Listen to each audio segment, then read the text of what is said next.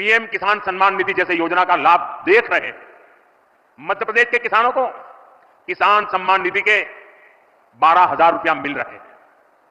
यह भी तभी संभव हुआ जब जनधन बैंक खाते खुले। यहां एमपी में ही लाडली बहना योजना है। अगर हम बहनों के बैंक खाते न खुलवाते, उनको आधार और मोबाइल से ना जोड़ते, तो क्या यह योजना लागू हो पाती? सस्ते राशन की योजना तो पहले से भी चलती थी, लेकिन गरीब को राशन के लिए भटकना पड़ता था। अब आज देखिए, गरीब को मुफ्त राशन मिल रहा है, पूरी पारदर्शिता से मिल रहा है। यह तभी हुआ जब टेक्नोलॉजी लाने के कारण फर्जीवाड़ा बंद हुआ। जब एक देश एक राशन कार्ड जैसी देशव्यापी सुविधाएं लोगों को मिली। साथियों, सुशासन का मतलब ही यही है कि अपने ही हक के लिए नागरिक को सरकार के सामने हाथ फैलाना न पड़े, सरकारी दफ्तरों के चक्कर न काटने पड़े। और यही तो सैचुरेशन की 100% लाभार्थी को 100% लाभ से जोड़ने की हमारी नीति है। सुशासन का यही मंत्र भाजपा सरकारों को दूसरों से अलग करता है। आज पूरा देश इसे देख रहा है, इसलिए बार बार भाजपा को चुन रहा है। साथियों, जहां सुशासन होता है, वहां वर्तमान चुनौतियों के साथ ही भविष्य की चुनौतियों पर भी काम किया जाता है। लेकिन दुर्भाग्य से देश में लंबे वक्त तक कांग्रेस की सरकारें रही।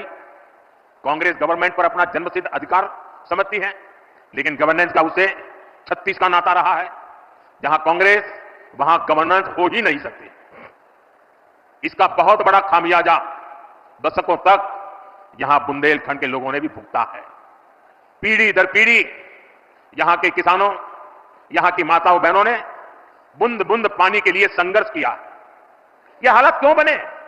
क्योंकि कांग्रेस ने कभी जल संकट के स्थायी समाधान के बारे में सोचा ही नहीं।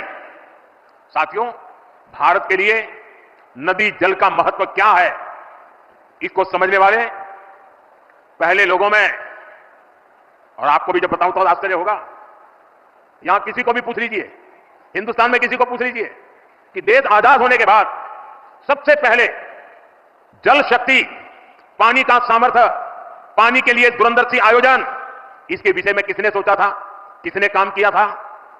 यहां मेरे पत्रकार बंधु भी जवाब नहीं दे पाएंगे। क्यों? जो सच्चाई है उसको दबा के रखा गया, उसे छिपा करके रखा गया, और एक ही व्यक्ति को क्रेडिट देने के नशे में सच्चे सेवक को भुला दिया गया। और आप मैं बताता हूं, देश आजाद होने के बाद भारत की जल शक्ति, भारत के जल संसाधन, भारत में पानी के लिए बांधों की रचना, इन सब की दूरदृष्टि किसी एक महापुरुष को करता हूं।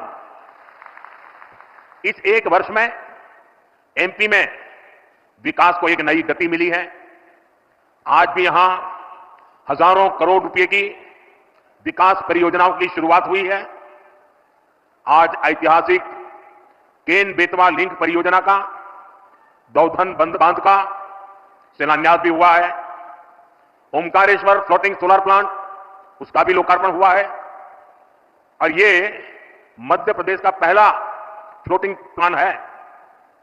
मैं इन परियोजनाओं के लिए एमपी के लोगों को ढेर सारी बधाई देता हूं।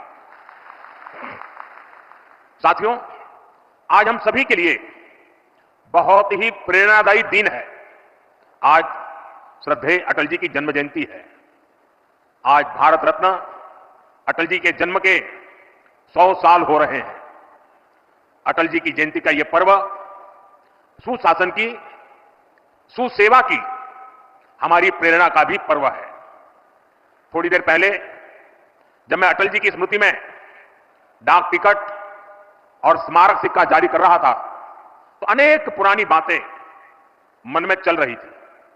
बरसों बरसों तक उन्होंने मुझ जैसे अनेक कार्यकर्ताओं को सिखाया है, संस्कारित किया है।